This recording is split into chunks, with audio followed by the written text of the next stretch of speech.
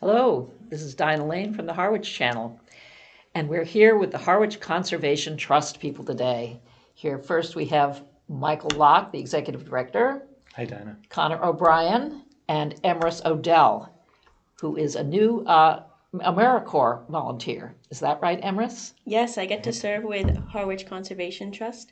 I'm here for 11 months overall, and I get to serve with them through March. So Wonderful.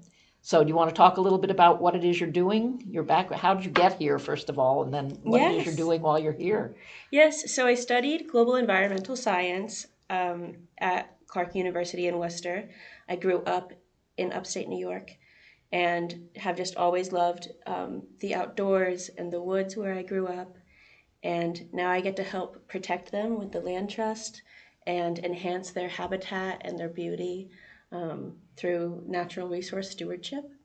And it's been a privilege and an honor to learn with these people and help enhance our environment here in Harwich. Great, good. Connor, do you want to talk a little bit about the AmeriCorps program in general? Sure. So we really appreciate AmeriCorps Cape Cod. They've been a partner for a long time. They've been on the Cape for 26 years now. AmeriCorps Cape Cod is a service year.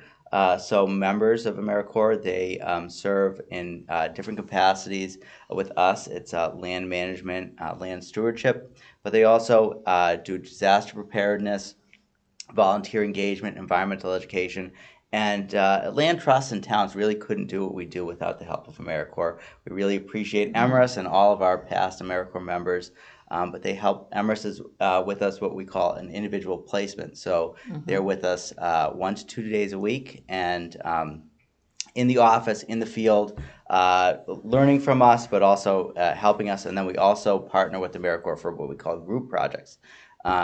And those are full AmeriCorps days. So this year, there's 9 members, but at other times there's up to 30, and they help organizations with big projects like trail maintenance, carpentry projects, erosion control, and then they're also in schools helping with environmental education there. So we really appreciate our AmeriCorps partners and are excited to have that relationship continue.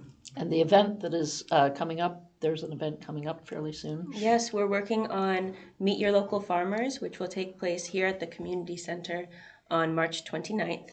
And then coming down the road is also on the last Saturday in April, we have Tour de Trash, which is an exciting collaboration, a volunteer day of trash pickup between HCT and the conservation department of the town. It's always a fun day. Yes, I'm excited. And an important one. Yes.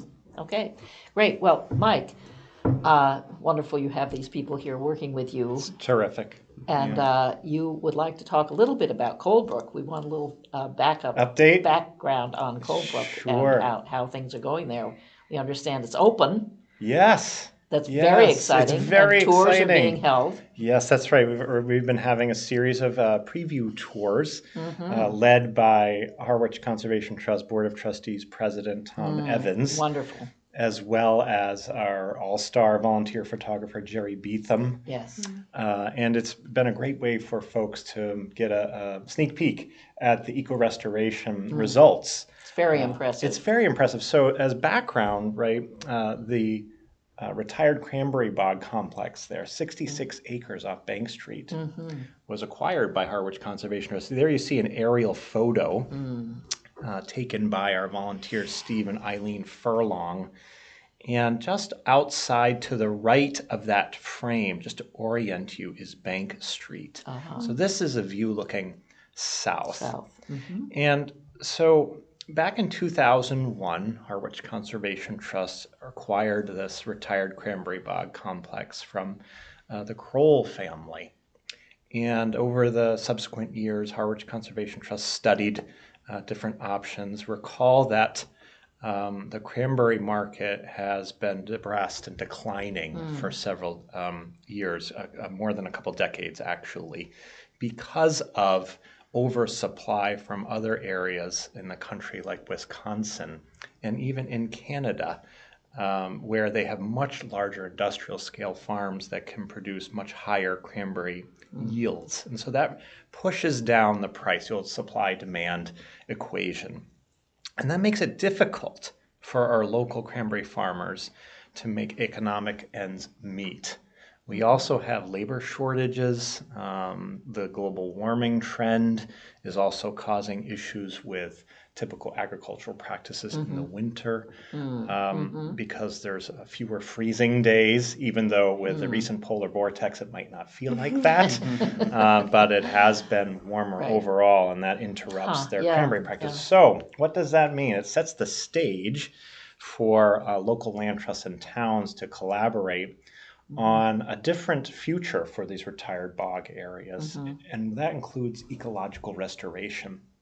So reversing some of those agricultural impacts, which can be old culverts that are deteriorating and blocking natural flow or interrupting fish passage, or the layers of artificial sand that had been spread over the original wetland surface for decades, which basically suppresses the native wetland vegetation, and a range of other drainage control measures that were instituted over time, which interrupt the ecosystem. I see.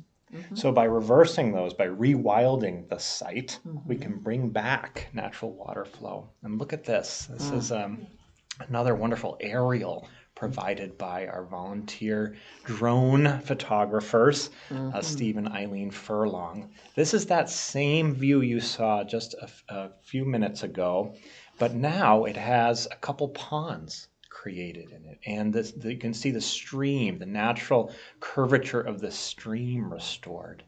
And this is very important to our major partner in this eco-restoration effort, which is the town of Harwich.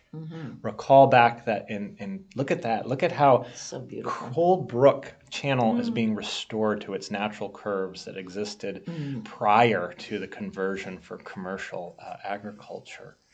And so our major partner, the town of Harwich, the primary interest back in 2017 by virtue of a town meeting vote was to invest $2 million in town dollars in order to save taxpayers up to $6 million over time by reducing the need for sewer wastewater treatment in this watershed that feeds Saquatucket Harbor. Because of the eco-restoration, this is an amazing photo by Jerry Beetham. This is removing one of those rusted, dilapidated culverts that were inhibiting the natural flow of Cold Brook. So by removing naturally the nitrogen that's already in this groundwater and surface water from septic systems, from neighborhoods within the watershed to Saquatucket Harbor, by naturally removing it by the plant growth and the ecosystem processes that are restored, it's projected to save taxpayers over $6 million in reduced need to otherwise mechanically treat the watershed. So it's pretty significant.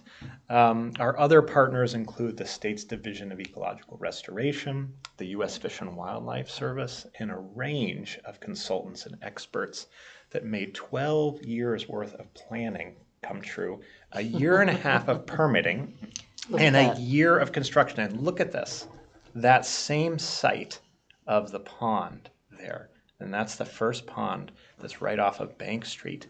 And the new half-mile wheelchair accessible all-persons trail that circuits that pond. Amazing. And now the trailhead is open right off of Bank Street. So folks can go in and enjoy this site from dawn to dusk. As well as continue to join the guided tours as well. These Isn't that pictures amazing? are just beautiful. This is just one The whole growing thing season. is amazing. Yeah. One growing Amazing. season. Yeah. So imagine the green and the vegetation that will Yeah. grow after 2025 Yes. really kicks into gear in Yeah. the spring and summer. Oh, look, and there's one of those. Yes, incredible. New- That's part of the wheelchair accessible trail loop. Yeah. Yeah. And now Cold Brook flows underneath that bridge. There's Right. that's just That's one where of the four. culverts were. That's where the culverts were. Yes. That's right, Dinah. And Cold Brook flows freely for the first time now in over a century. So Wonderful work. Yeah. Amazing. And so great that you brought these pictures too. It yes, really tells the Yeah. tale, but it's not like seeing it in person, which people can do. they can do now. Yes, and they Yes. do that by registering with Harwich Conservation Trust for a walkthrough. They could either visit our website, harwichconservationtrust.org, and click the Walks and Events menu to sign up for one of the free guided Coldbrook tours, or people can just drive into the parking area at 203 Bank do it Street themselves. and take a walk on their own time. Fabulous. Yeah, Fabulous. yeah. Oh, so exciting. Yes, Well, this is the culmination of many years' work. yes, And, many people working together. Yes, and lots of people. So thank you very much. Thank you all for coming in. And Thank you, Dinah. we look forward to getting further updates and seeing how it develops even further. Terrific. Thank you, Dinah. Thank you. This is Dinah Lane from the Harwich Channel. Thank you so much.